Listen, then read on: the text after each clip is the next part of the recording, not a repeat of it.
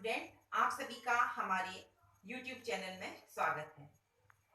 अब हम आज मानव श्वसन तंत्र के बारे में, उसकी कार्यप्रणाली और उसके अंगों के बारे में विस्तार से चर्चा करते हैं। जैसा कि हमने आपको बताया था कि श्वसन तंत्र से ही हमें पता चल रहा है कि यह कई अंगों से मिलकर बना होगा। तो इस श्वसन तंत्र की कार्यप्रणाली को संपन्न करने में किन किन अंगों का उसमें सहयोग होता है या कौन कौन से अंग उसमें भाग लेते हैं, हम उनके बारे में आपको बताते हैं। जैसा कि आप सभी को मालूम है कि आप सांस कैसे लेते हैं, आप सभी बोलेंगे हम नाक से सांस लेते हैं, है ना। लेकिन हम नाक से सांस तो लेते हैं, लेकिन अंदर के जो पार्ट होते हैं उनके बारे में तो हमें जानना आवश्यक है। तो चलिए हम बताते हैं। सबसे पहला पार्ट क्या होता है? नोज, मतलब नाक। नाक में क्या होता है? नासिका छिद्र, जिसे हम इंग्लिश में बोलते हैं नॉस्ट्रिल्स। फिर उसके बाद नासिका गुहा, जिसे हम नेजल कैविटी बोलते हैं। तीसरा पार्ट क्या होता है? फेरिंक्स। चौथा लैरिंक्स, जिसे हम कंठ या स्वर, जहां से हमारे स्वर निकलते हैं उसे हम वाक, जिसे हम वॉइस बॉक्स कहते हैं, जहां से हमारे स्वर निकलते हैं। फिर उसके बाद आगे का पार्ट होता है ट्रैकिया, जिसे हम श्वास नली कहते हैं। फिर जो ट्रैकिया होती है वो आगे डिवाइड होती है, लेकिन जो अंदर उसको हम क्या बोल देते हैं? फेफड़े बोलते हैं। अब फेफड़े में क्या होता है? जो हमारी श्वास नली है वो दो भागों में डिवाइड होती है, और उन दो भागों में जो डिवाइड होती है उसे हम क्या बोलते हैं? ब्रोंकाई बोलते हैं। फिर ये जो ब्रोंकाई है आगे जाके और भागों में डिवाइड हो जाती है, अनेक भागों में डिवाइड होती है, हम क्या बोलते हैं? ब्रोंकियोल्स बोलते हैं।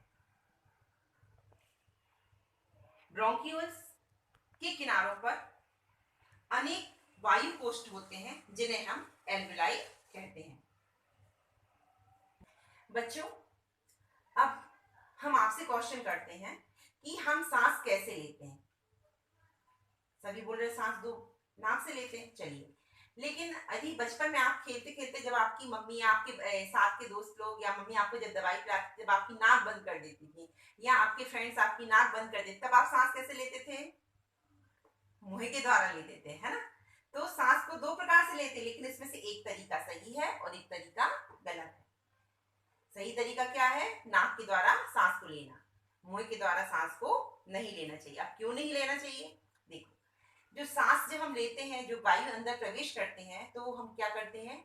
नॉस्ट्रिल्स के द्वारा वायु अंदर प्रवेश करती है, और नॉस्ट्रिल्स के द्वारा वायु प्रवेश करने के बाद हमारी किस में जाती है? नासिका गुहा में, मतलब नेजल कैविटी में जाती है, जहां पर हेयर्स होते हैं, बाल होते हैं, और एक चिपचिपा पदार्थ होता है, जिसमें जब हम वायु को अंदर प्रवेश करती है तो हमारी जो धूल के कण होते हैं और जो बैक्टीरिया वगैरह होते हैं, वो ये हेयर्स और यह चिपचिपा पदार्थ उन्हें क्या करता है?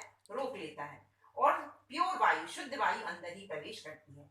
यदि हम मुंह के द्वारा सांस लेते हैं तो धूल के कण और जो उसमें वायरस बैक्टीरिया है वह भी क्या होते हैं? वायु के द्वारा अंदर प्रवेश कर जाते हैं, जो हमें हार्मफुल, मतलब हानिकारक होते हैं। इसलिए हमेशा हमें नाक से सांस लेने की कोशिश करना चाहिए। अब नॉस्ट्रिल्स के द्वारा सांस अंदर गई, नेजल कैविटी तक पहुंच गई। अब नेजल कैविटी के बाद सांस कहां आगे जाती है? वायु फेरिंक्स में आगे प्रवेश करती है। अब फेरिंक्स वह स्थान है हमारे जहां पर भोजन और वायु दोनों पहुंचते हैं।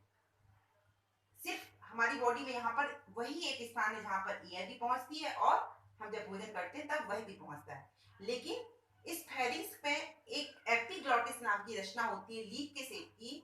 वह, उसका क्या रोल होता है, उसका क्या कार्य होता है? जब हम श्वसन क्रिया करते हैं, जब हम सांस लेते हैं, तब वह हमारी क्या करती है? जो ग्रास नली है उसको क्या कर देती है? बंद कर देती है, और एयर श्वास नली में अंदर प्रवेश कर जाती है।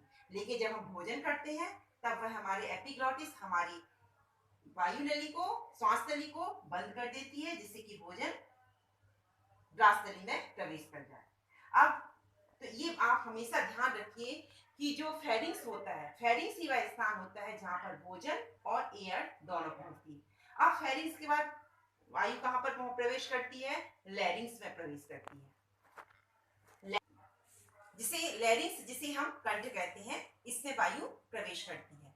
अब कंठ, जैसा कि आपको दिखाई देता है कि कंठ ये है, इसे इसमें ही हमारे जो स्वर होते हैं, जो हमारी आवाजें होती हैं, विभिन्न प्रकार की आवाजें होती हैं, वह यहीं पर वह स्वर जिसमें से आवाजें विभिन्न विभिन्न प्रकार की निकलती हैं। अब इसके आगे वायु आगे बढ़ती है, जो श्वास नली जिसे हम ट्रैकिया कहते हैं। ट्रैकिया एक लंबी पाइप की जैसी संरचना होती है जिसे हम श्वास नली कहते हैं। इसकी लंबाई 10 से 11 सेंटीमीटर होती है। ट्रैकिया की वाल पर 16 से 20 तक सी शेप के बने आकार के कार्टिलेज के रिंग्स होते हैं, जिनका काम होता है ट्रैकिया को सिकुड़ने तथा चिपकने से बचाने का कार्य करते हैं। ट्रैकिया आगे जाकर दो भागों में डिवाइड हो जाती है। दो भागों में डिवाइड हो जाती है, जिन्हें हम ब्रोंकाई कहते हैं। ब्रोंकाई आगे जाकर कई भागों में डिवाइड हो जाते हैं, जिन्हें हम ब्रोंकियोल्स कहते हैं। पर आगे गुच्छों में बढ़ जाते हैं। इनमें वायु पोस्ट एलुलाई होते हैं, जहां पर ब्लड आता है, और जब हम सांस लेते हैं तब वह हवा एल्वियोलाई में पहुंच जाती है और वहीं पर खून होता है। तो वह खून में से जो हीमोग्लोबिन होता है, वह हमारी जो वायु होती है उसमें से क्या करते हैं, ऑक्सीजन को ग्रहण करके शरीर के विभिन्न कोशिकाओं में पहुंचाने का कार्य करते हैं, और वहां से कोशिकाओं से जो कार्बन डाइऑक्साइड होती है उसको लाकर एल्वियोलाई में लाते हैं। और एल्वियोलाई में डायफ्राम जो होता है वह क्या करता है, फेफड़ों को धक्का देता है और कार्बन डाइऑक्साइड हमारे शरीर से बाहर निकलती है। जो हीमोग्लोबिन होता है यह ऑक्सीजन को ग्रहण करने का कार्य करता है, और हीमोग्लोबिन के कारण हमारे रक्त का रंग लाल होता है। हीमोग्लोबिन कोशिकाओं में ऑक्सीजन को सप्लाई का कार्य करता है। इस प्रकार गैसों का आदान प्रदान होता रहता है। मतलब ऑक्सीजन का हमारी जो वायु हमने जो ग्रहण की है उसको एल्वियोलाई में ऑक्सीजन का क्या करते हैं, ब्लड के अंदर जो हीमोग्लोबिन होता है उसका अवशोषण करके शरीर की सारी कोशिकाओं में पहुंचाने का कार्य करता है, और कोशिकाओं से जो कार्बन डाइऑक्साइड है उसको वापस कहाँ लाता है, एल्वियोलाई में लाता है। और एल्वियोलाई में लाने के बाद डायफ्राम से नीचे से धक्का लगता है और हमारे फेफड़े क्या करते हैं, उस वायु को सांस के द्वारा कार्बन डाइऑक्साइड को बाहर निकाल देते हैं। इस प्रकार हमारे शरीर में गैसों का क्या होता है, आदान प्रदान हो जाता है। अब जो डायफ्राम है, यदि हमारी डायफ्राम कहाँ स्थित होता है, फेफड़ों के नीचे स्थित होता है।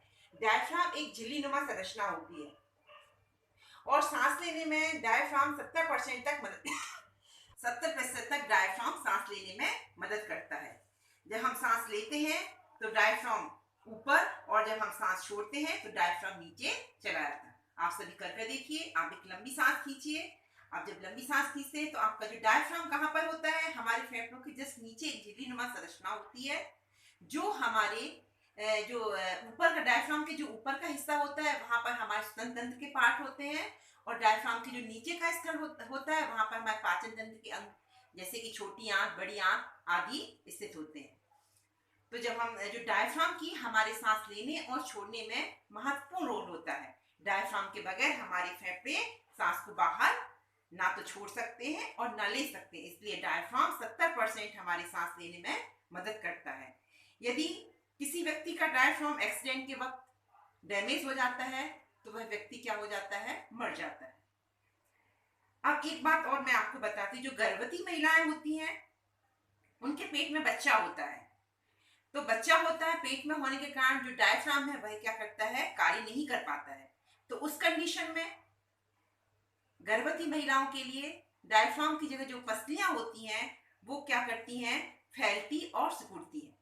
और यदि किसी गर्भवती महिला की किसी कारणवश उस वक्त उसकी जो पसलियां हैं, रिब्स हैं, यदि वो डैमेज हो जाएं तो वह गर्भवती महिला क्या होगी, उसका डायफ्राम तो पहले ही कार्य नहीं कर रहा है, और यदि उसकी रिब्स डैमेज हो गई तो फिर वो गर्भवती महिला क्या हो जाएगी, उसकी मृत्यु हो जाएगी।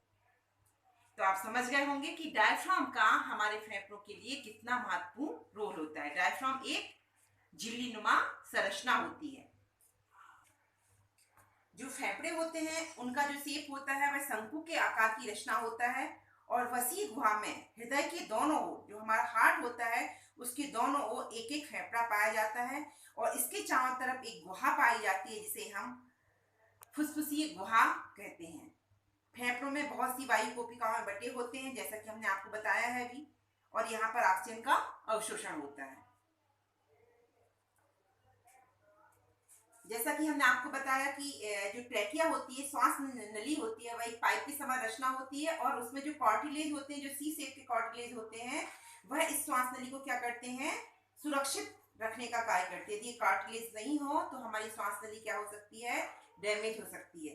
इसलिए हमारी श्वास नली में जो कार्टिलेज होता है वह उसको, उसमें जो छल्लों के आकार की संरचना होती है वह उसको सुरक्षित रखती है। और जो हमारे फेफड़े होते हैं, फेफड़ों के बाहर भी, हमारे फेफड़ों के बाहर भी रिब्स का एक जाल होता है जिसे हम रिबकेज कहते हैं और वह हमारे फेफड़ों को सुरक्षित रखते हैं। हमारे शरीर में जो दो फेफड़े होते हैं, दायां फेफड़ा और बायां फेफड़ा। दायां फेफड़ा बाएं से 1 इंच छोटा पर कुछ अधिक चौड़ा होता है, ठीक है। और पुरुषों के फेफड़े स्त्रियों से कुछ भारी होते हैं। दाएं फेफड़े का भार, औसत भार 25 औंस और बाएं फेफड़े का 19 औंस होता है। दोनों फेफड़ों को एक झिल्ली घेरे रहती है जो उसे फूलते और सिकुड़ते समय फेफड़े बिना किसी रगड़ के कार्य कर सकते हैं। दोनों फेफड़ों के नीचे एक बड़ी झिल्ली होती है जिसे हम पहले ही आपको बता चुके हैं, जिसे हम डायफ्राम कहते हैं। यह फेफड़ों के नीचे स्थित होती है। अब हम आपको एक बात और बता दें कि जो हम एक व्यक्ति, स्वस्थ व्यक्ति होता है, वह 1 मिनट में 16 से 20 बार सांस को लेता है। सोते समय यह सांस लेने की गति क्या होती है, कम हो जाती है और हर उम्र के हिसाब से सांस लेने की गति के क्या होती है, परिवर्तित होती है। जो छोटे बच्चे होते हैं उसमें सांस लेने की गति, उनका लंग्स छोटे होते हैं तो उनमें सांस लेने की गति क्या होती है, तीव्र होती है। लेकिन एक स्वस्थ व्यक्ति औसत लगभग 1 मिनट में 16 से 20 बार सांस लेता है। तो आप वायु भरने की क्षमता लगभग 3500 मिलीमीटर होती है तथा जो फेफड़ों में औसत उसका निकालने के लिए वायु भरने की क्षमता को हम स्पायरोमीटर के द्वारा नापते हैं कि उसमें कितनी क्षमता हमारे फेफड़ों में भरी है एयर के लिए, उसके स्पायरोमीटर के द्वारा नापा जाता है। अब हम उम्मीद करते हैं कि आप सभी को मानव श्वसन की कार्यप्रणाली समझ में आ गई होगी। अब हम आपको थोड़ा सा होमवर्क देते हैं कि मानव की श्वसन तंत्र में कौन कौन से अंग भाग लेते हैं, उनके नाम लिखिए। और जो ट्रैकिया होती है उसकी लंबाई क्या होती है, और मनुष्य और स्त्रियों में से किसके फेफड़े का कितना भार होता है, ठीक है। अब अगले वीडियो में हम आपसे मिलते हैं, तब तक के लिए टेक केयर एंड बाय।